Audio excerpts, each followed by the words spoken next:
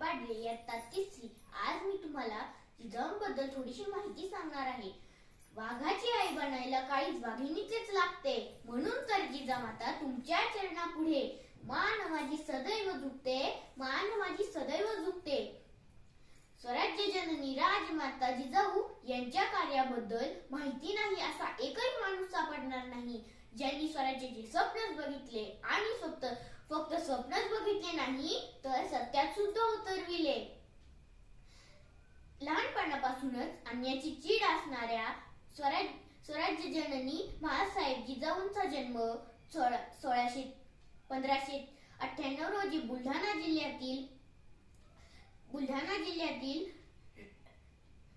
जिल्ह्यातील सिंदखेड राजा येथे लखुजीराव जाधव आणि म्हाळसाबाई यांच्या पोटी झाला।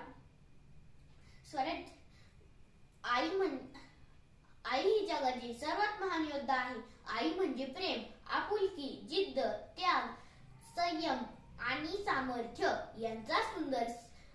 यांचा संगम आणि या सर्व गुणांचा सुंदर संगम म्हणजे स्वराज्य जननी जिजाबाई शहाजीराजे भोसले। अनेक मुस्लिम सत्ता त्या काळात महाराष्ट्रात जनतेला लुटत होत्या, त्या विरुद्ध शब्द काढायचीही कोणामध्ये हिम्मत नव्हती।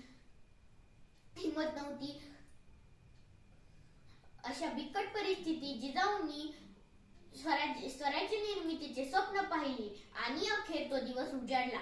19 फेब्रुवारी 1630 रोजी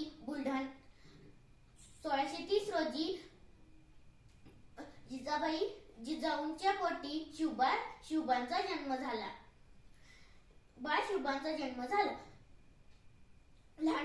लहानपणापासूनच त्या रामायण आणि महाभारतातील शौर्याच्या कथा सांगत हिंदवी स्वराज्य स्थापनेचे बाळकडू शिवरायांना महासाहेबांकडूनच मिळाले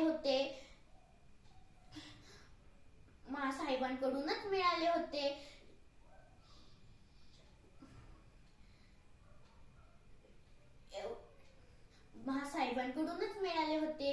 कुठल्याही मातेला पुत्रमोहापेक्षा काहीही प्रिय नसते, परंतु महासाहेबांनी असा विचार कधीच केला नाही।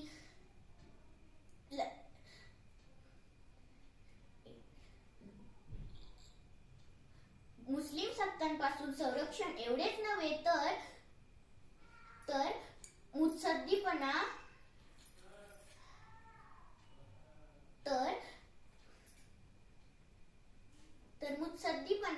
आणि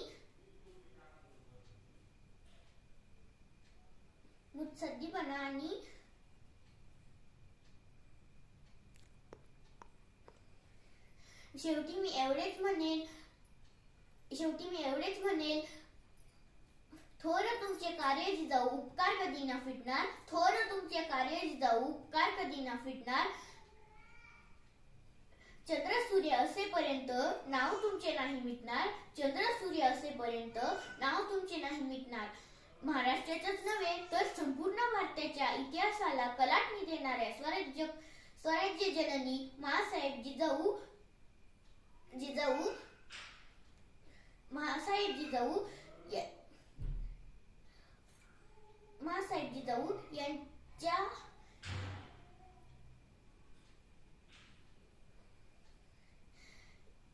या भाषणाला पूर्णविराम देते। जय जिजाऊ, जय शिवराय, धन्यवाद।